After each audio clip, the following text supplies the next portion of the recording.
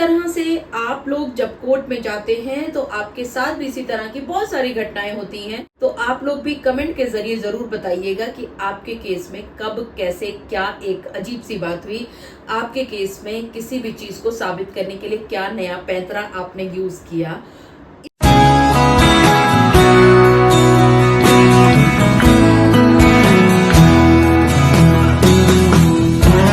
आप चाहे पति हैं, चाहे आप पत्नी हैं, अगर आप कोर्ट में केस कर रहे हैं तो आपको कुछ आरोप लगाने होंगे। उन आरोपों को जब आप साबित कर लेते हैं तो आपका जो किया हुआ केस है उसमें आपके फेवर में जजमेंट पास कर दी जाती है। क्या आप वकील साहब को सिर्फ इसलिए एंगेज करते हो क्योंकि आपको सेक्शन के बारे में या कहूं कि एक्ट के बारे में जानकारी नहीं है, या कोई और वजह भी होती है जिसकी वजह से आपको एडवोकेट साहब को करना चाहिए?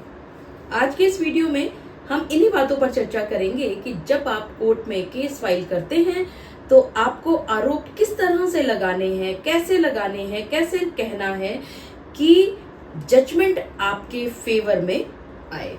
मैं एडवोकेट मोहिनी मोना आप सभी का पुनः स्वागत करती हूँ और आप सभी देख रहे हैं आप सभी का पसंदीदा चैनल मोहिनी मोना एडवोकेट। अगर आपने मेरे इस चैनल को अभी तक सब्सक्राइब ना किया हो या आप मेरे इस चैनल के लिए नए हैं तो इसको जल्दी से जल्दी सब्सक्राइब कर दीजिएगा ताकि आपको इसी तरह के लीगल इन्फॉर्मेटिव वीडियोस की नोटिफिकेशन सबसे पहले मिल सके।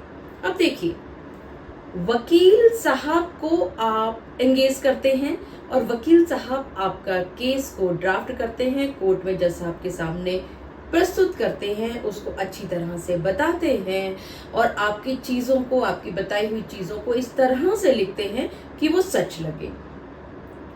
अब मेरा ये कहना कि सच लगे का मतलब ये नहीं है कि आपने झूठ लिख रहे हैं लेकिन वो सच लगे ऐसा कहना है, बल्कि बात तो वो सच्ची ही है लेकिन वो सच लगे इस तरह से कहना है क्योंकि आपको सच साबित भी करना होगा।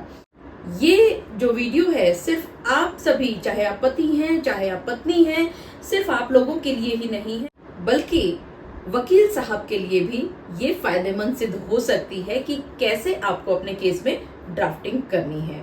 अब देखिए, जब आप कोर्ट के अंदर ये लिखते हैं, चाहे आप पति हैं चाहे आप पत्नी हैं, मान लीजिए कि आप पति हैं और आप कहते हैं कि आपकी पत्नी रोज आपको सताती है, रोज आपको मारती है। ये कहने से काम नहीं चलेगा। कैसे साबित करेंगे इस बात को? इससे ज्यादा अच्छा ये है कि चीज स्पेसिफिक होना चाहिए, पर्टिकुलर चीज आपको बताना पड़ेगा कि किस चीज से आपकी पत्नी ने मारा। मे बी आपकी पत्नी जो है उठा करके पत्थर मार देती है या उठा करके बर्तन आपके ऊपर फेंक देती है, कि आपको ऊपर बर्तन फेंका उसने, आपके चोट लगी, फिर आप डॉक्टर के पास गए।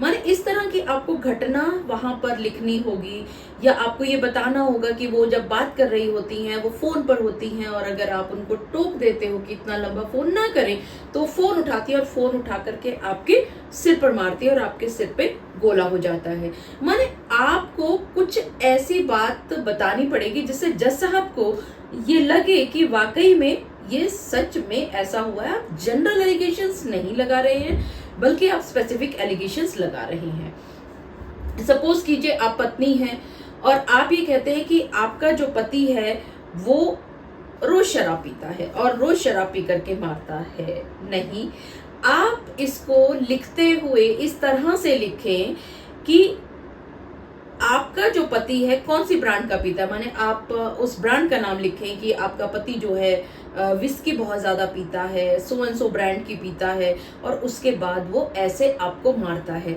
फिर आप घटना बताएं कि सो एंड सो डेट को ऐसे हुआ, उसने अपनी बॉटल रखी हुई थी, बॉटल वो पी रहा था, वो लगभग पूरी पी चुका था, जब आपने उसको टोका तो उसने बॉटल जो है वो आपके सिर पे मारी। शुक्र है कि कांच नहीं टूटा वरना आपका जो है सिर में कांच घुस जाता। मतलब ये हुआ कि आपके वकील साहब हों या आप स्वयं ही जब बता रहे हैं अपने वकील साहब को तो आप उस घटना को बताएं। होता क्या है, मैंने अक्सर प्रैक्टिकल ये देखा है कि जब आप क्लाइंट्स अपने एडवोकेट्स के पास जाते हो तो आप नॉन स्टॉप बात करना शुरू कर देते हो। आपसे एक बात पूछी जाती है लेकिन आप अननेसेसरी की कहानी सुना शुरू कर देते हो। आपको बार बार वकील साहब टोकते हैं कि रुकिए, मैं जो पूछ रहा हूँ वो आप बताएं, तो आप लेकिन कहते हो वकील साहब को रोक करके कि नहीं, जब तक मैं अपनी बात पूरी नहीं करूंगा आपको बात समझ में नहीं आएगी, और वकील साहब को चुप होना पड़ता है कई बार आपको सुनने के लिए। तो इसका मतलब ये हुआ कि आपको अपने वकील साहब को बात बताते हुए स्पेसिफिक घटनाओं का वर्णन करना पड़ेगा। जैसे मैं अपने हर एक क्लाइंट्स को कहती हूँ, अपने हर एक वीडियो में मैं कहा करती हूँ कि जनरल एलिगेशंस का कोई भी मोल नहीं है। अगर आप ये लिख दोगी पत्नी है आप, और आप ये लिख दोगी कि आपके पति आपको रोज मारा करते थे, तो इससे कुछ नहीं होने वाला। किस चीज से मारते थे उससे कुछ जेन्युइनिटी नजर आती है, माने सच्चाई नजर आती है कि मान लेते हैं झाड़ू से मारा, या डंडे से मारा, या किताब से मारा, या वटेवर किसी भी चीज से मारा, कोई तार है उससे मारा।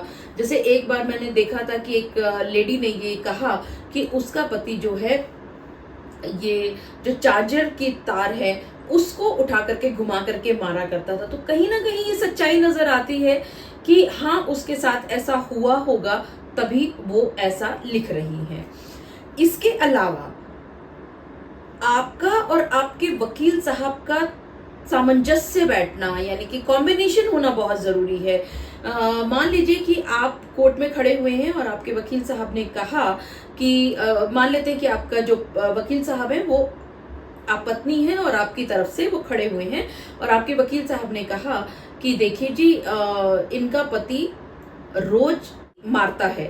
तो आप एकदम से बताएं कि जी इस तरह से सो एंड सो डेट को उसने इस चीज से मारा, उसके बाद एक दिन और उसने इस चीज से मारा, वो कभी मुझे बैट से मारता है, कभी मुझे डंडे से मारता है। माने ऐसी बात कहें जिससे जज साहब सुनते हुए उनको महसूस हुए कि आप सच बोल रहे हैं।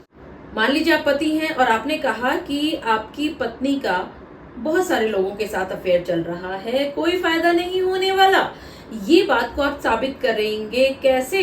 बल्कि यहाँ पर अगर आप ये लिख देते हैं कि आपकी जो पत्नी है उनका रमेश नामक व्यक्ति से बहुत समय से अनैतिक संबंध चल रहा है, या आप कहें कि शादी से पहले ही उनका संबंध चल रहा है, या what ever is the actual fact, जो भी एक्चुअल फैक्ट है आपको उसको बताना होगा। आप अगर नाम के साथ स्पेसिफिक वर्णन करते हैं तो आपकी बात में जोर आएगा।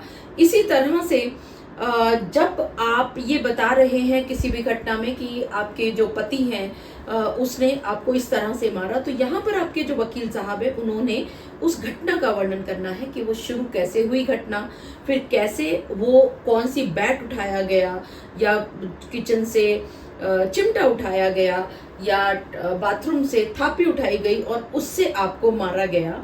तो यानी ये चीज को आप इस तरह से जब आप वर्णित करेंगे तो उसमें सच्चाई का एहसास होगा। अब आपको मैं ये नहीं कह रही हूं कि आप मन गढ़ंत कहानियां बना करके सुनाएं।